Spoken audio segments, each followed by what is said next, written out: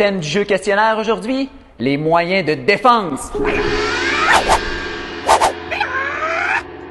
Pour ne pas finir dans l'estomac des prédateurs.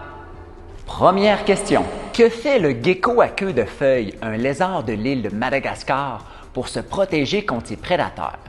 Est-ce qu'il crie? Est-ce qu'il danse? Est-ce qu'il gonfle? Ou est-ce qu'il ne fait rien du tout?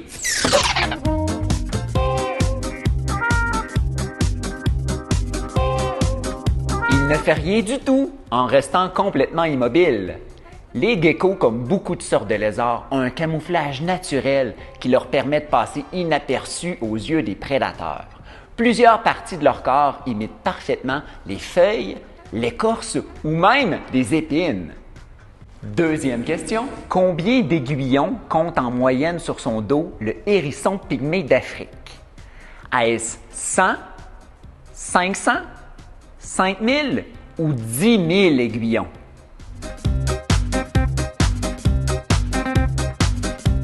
C'est en moyenne 5000 aiguillons qu'ils ont sur le dos. Le hérisson pygmée d'Afrique opte pour une stratégie de défense passive. Sa peau élastique lui permet de se rouler complètement en boule pour se protéger. En Europe, dans certaines régions, on peut retrouver beaucoup de hérissons le long des routes. Par contre, ils doivent être très prudents car leur piquant n'offre aucune protection contre les voitures. Troisième question. Qui suis-je? Pour me défendre, je projette un liquide toxique, chaud et même brûlant. Ouch! Suis-je la moufette, le cobra royal, le coléoptère bombardier ou la pieuvre géante du Pacifique?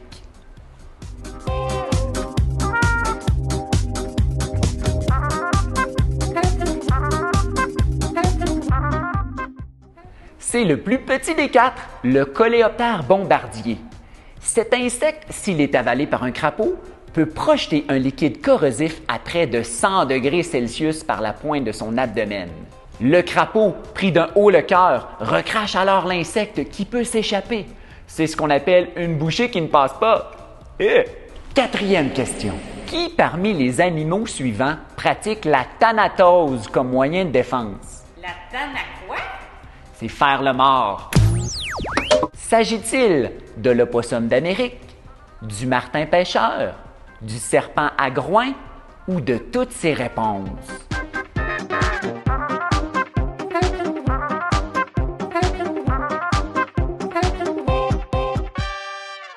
Toutes ces réponses. La thanatose, c'est l'art de simuler la mort dans le but de dérouter un prédateur et plusieurs espèces la pratiquent. Plusieurs sortes de grenouilles, d'oiseaux, de reptiles vont faire le mort lorsqu'ils se sentent en danger. Certains, comme l'opossum, vont en plus se vider de leur contenu anal pour ajouter une odeur très peu intéressante. Le prédateur va alors se désintéresser du cadavre. Vous êtes-vous bien défendu durant ce jeu questionnaire? Je vous invite à publier ici vos résultats.